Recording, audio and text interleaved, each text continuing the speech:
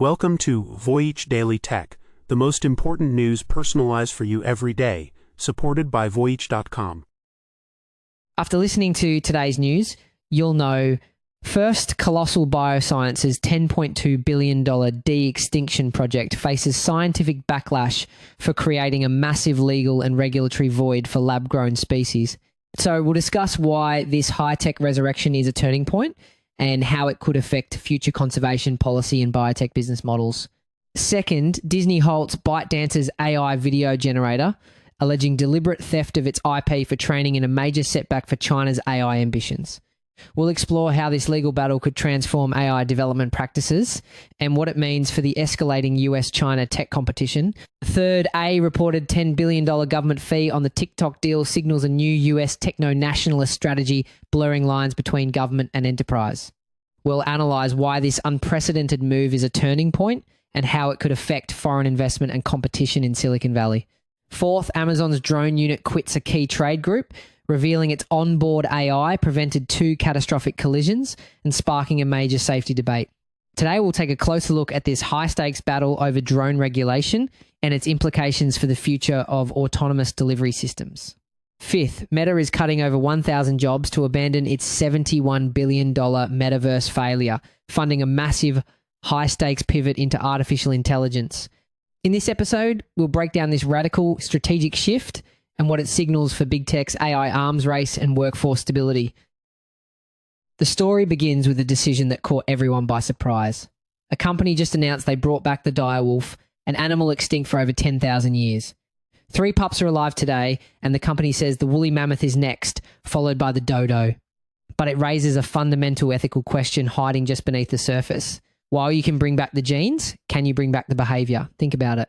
For a woolly mammoth to learn how to be a mammoth, how to migrate, find food in the snow, or interact with a herd, it would need to learn from other mammoths, but there are none. The plan is to use an Asian elephant as a surrogate mother. So what are the animal welfare implications if you create a creature that is genetically a mammoth but has no idea how to be one? This isn't science fiction, it's the work of Colossal Biosciences, a company valued at a staggering $10.3 billion, backed by investors from Paris Hilton to Tiger Woods. They're using ancient DNA and gene editing to, in their words, de-extinct these lost species. The CEO even embraces the Jurassic Park comparisons. The Jurassic Park comparison isn't just about spectacle. It highlights a very real ecological gamble.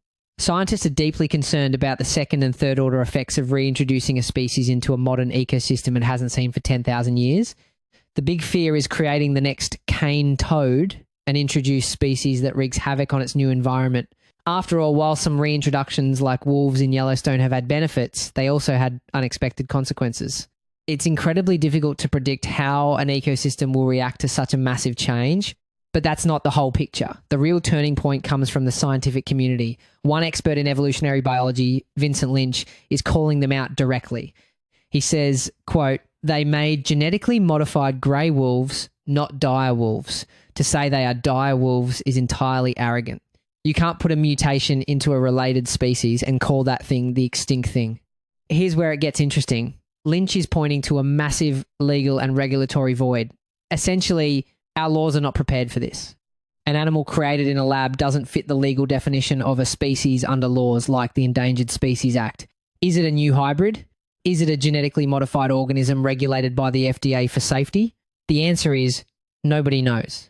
This creature would exist in a legal grey area, potentially with none of the protections given to natural endangered animals. This is the core of the fight. Is it a true resurrection or just a high-tech lookalike? The CEO, Ben Lamb, fired back at his critics, calling them the JV team who didn't make the varsity team and are frustrated by it.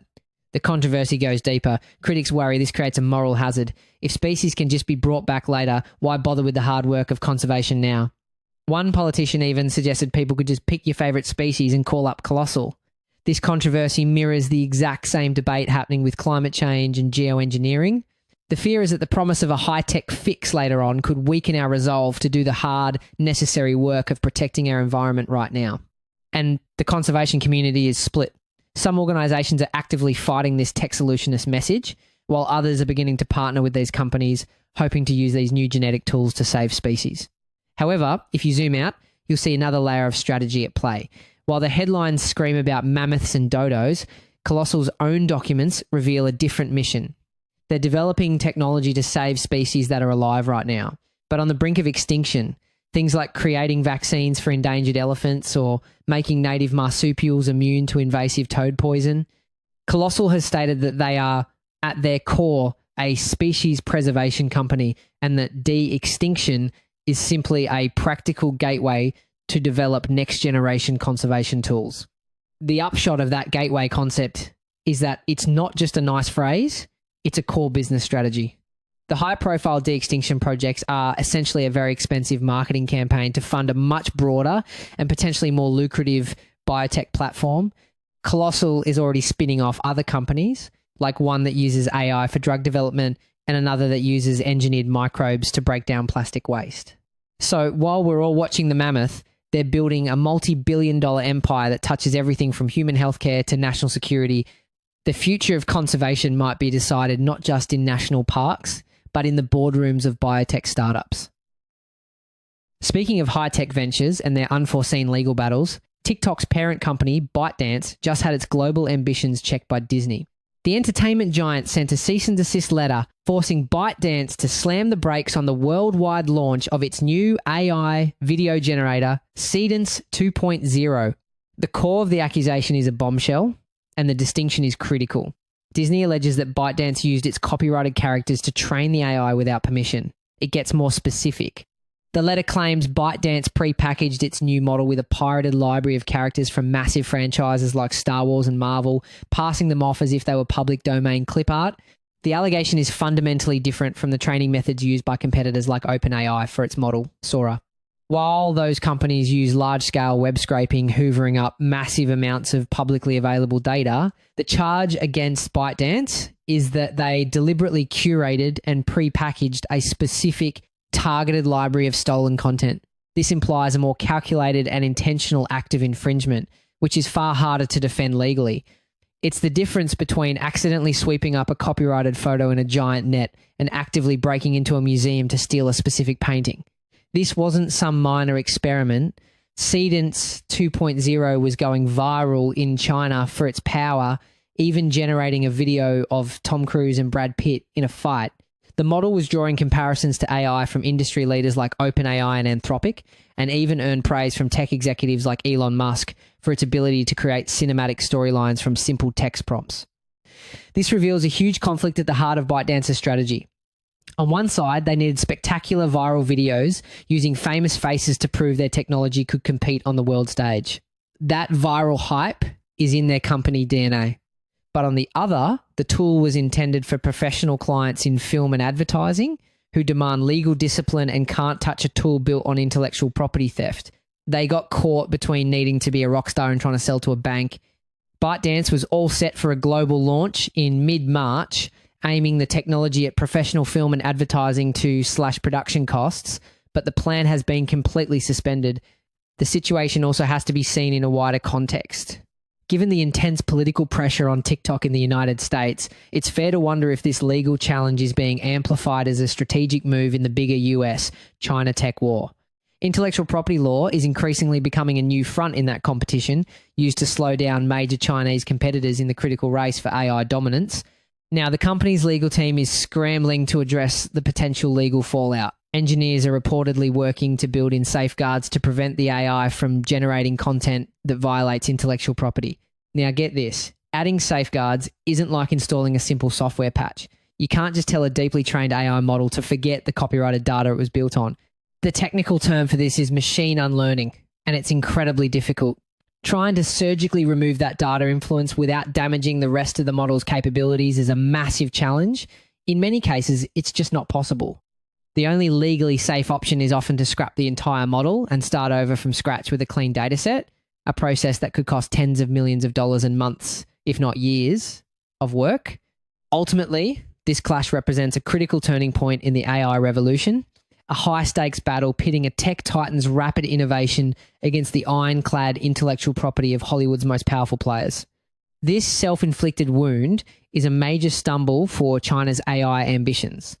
It damages the global perception of their tech industry and raises questions about whether their move fast and break things approach can work when dealing with international law. And you can bet that ByteDance's domestic rivals, like Baidu and Alibaba, are watching closely, ready to position themselves as the more reliable, law-abiding partners for the global market. From a stumble for China's tech ambitions, we now turn to an aggressive new strategy from the US government, also centered on TikTok. A private business deal just came with a price tag from the US government. That is an absolute bombshell. $10 billion. According to reports from the Wall Street Journal and the New York Times, the Trump administration allegedly collected a staggering $10 billion fee for brokering the deal that kept TikTok operating in the United States. What makes this move so unprecedented is that the US government simply does not charge brokerage fees for private deals. The official body that reviews foreign investments for national security risks is the Committee on Foreign Investment in the United States, or CFIUS. But CFIUS regulations do not give it the authority to impose fees like this. This isn't a tax, and it's not a standard regulatory action. It's something entirely new. And that number represents over 70% of the deal's total $14 billion value. The money is reportedly being paid by the new investors, a group which includes Oracle and Silver Lake. This all started when Donald Trump claimed the US would get a tremendous fee for the deal. Now, sources say that fee is not just a plan, it's a reality. A reported $2.5 billion has already been paid to the US Treasury, with the rest to be paid in installments. This isn't just an isolated power play. What's unfolding is the emergence of a new American techno-nationalist industrial policy where national security and economic strategy are blended to protect and promote a country's tech industry. We're seeing China push its Made in China 2025 plan to dominate key tech sectors, while at the same time, Europe is pushing for sovereign AI to build up its own capabilities. The US is now clearly playing the same game, using its power to reshape the tech landscape. This documented pattern of the Trump administration inserting itself into private business includes taking a 10% stake in Intel, a golden share in US Steel, and a 20% cut of chip sales from Nvidia to China. The TikTok deal also involves one of Trump's biggest supporters, Larry Ellison, the co-founder of Oracle, one of the companies paying the fee.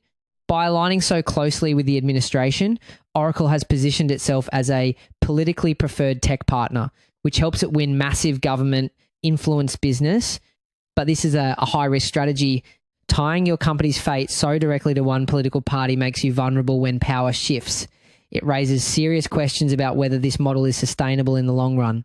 This brings the whole situation full circle. The original justification for this entire saga was to protect American user data from potential Chinese government influence. But this new structure raises the question of whether we've just traded one form of state influence for another. With a massive fee paid directly to the US government and a politically allied company managing the data, the lines are getting very blurry. While the government is reshaping the tech landscape on the ground, a different kind of regulatory battle is heating up in the skies, and Amazon is at the center of it.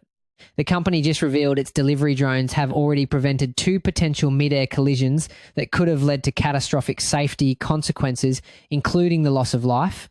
And that claim is at the heart of why the company's drone unit, Prime Air, just publicly quit a major industry trade group. In a fiery letter, Prime Air announced it is withdrawing from the Commercial Drone Alliance, stating the group's positions on safety are, quote, incompatible with Prime Air's core safety tenets. This is a massive schism in the drone world, and it all comes down to one core conflict.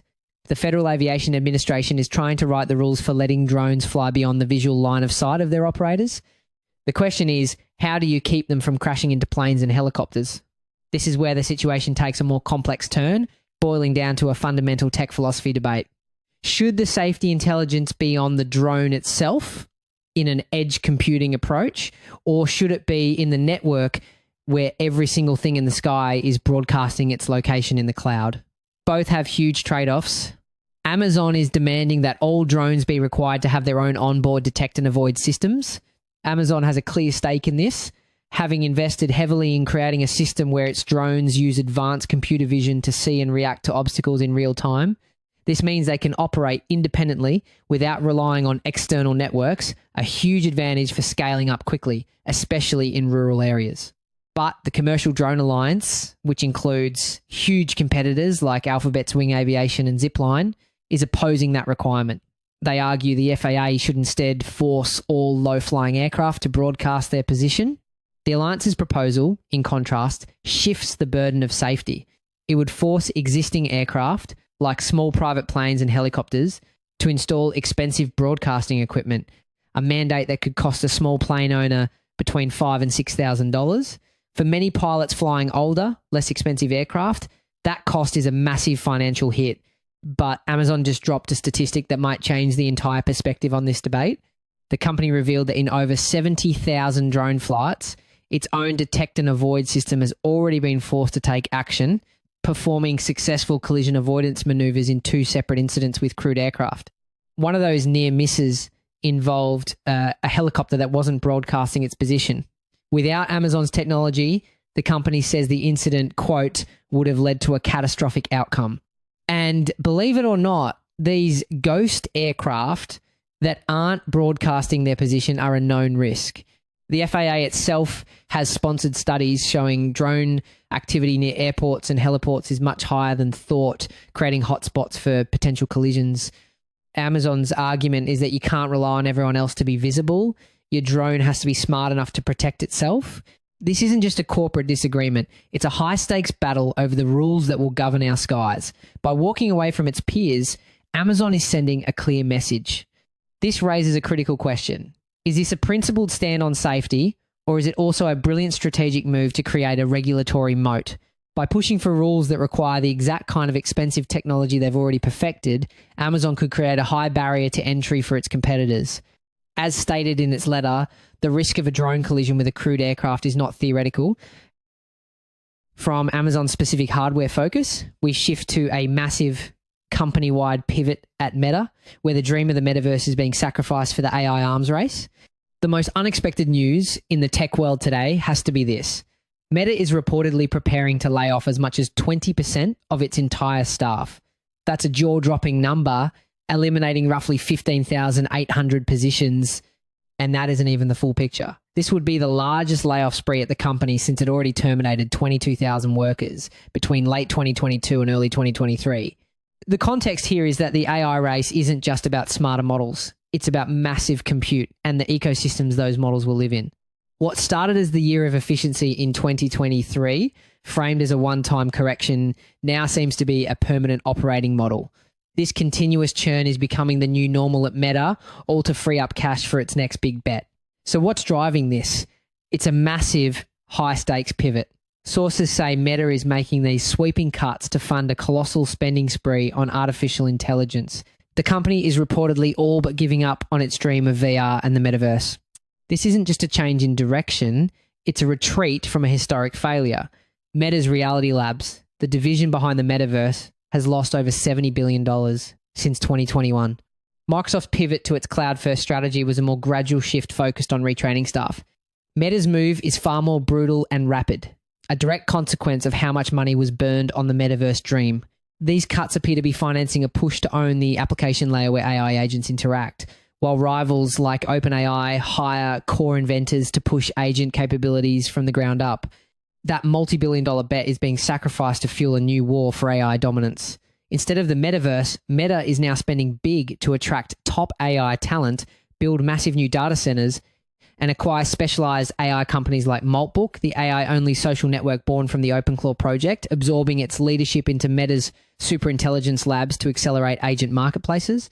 But this is where the story gets even more dramatic internally.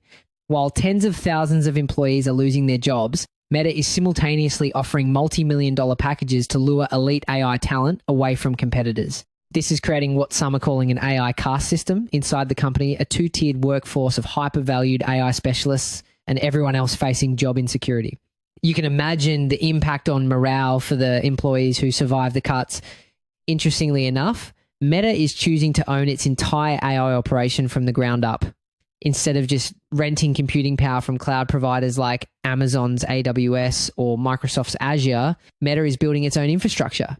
It's an expensive, high-stakes gamble to control its own destiny in the AI arms race, putting steel, silicon, and capital behind the thesis that AI demands a massive physical footprint. If that was just the appetizer, the main course is the intense external pressure the company is already facing. Meta has been repeatedly in hot water over its smart glasses, its AI chatbots, and the platform's impact on teenagers. This all begs the question, is Meta conveniently abandoning the complex ethical mess it created in the metaverse before ever truly solving it? Think about the harassment in Horizon Worlds, the child safety issues, and the data privacy nightmares in VR. By pivoting so hard into AI, the company might be trading one set of unsolved ethical problems for another, potentially even more impactful set. When it comes to agent systems, the situation becomes even riskier.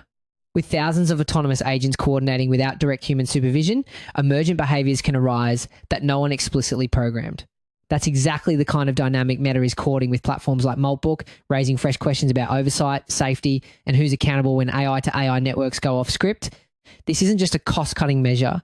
Meta is gutting one of its core divisions to go all in on AI. The company is betting its future on a radical new direction, and it's willing to terminate tens of thousands of jobs to make it happen. That's it for today on Voyage Daily Tech. Follow, share, and stay tuned for daily updates coming your way tomorrow.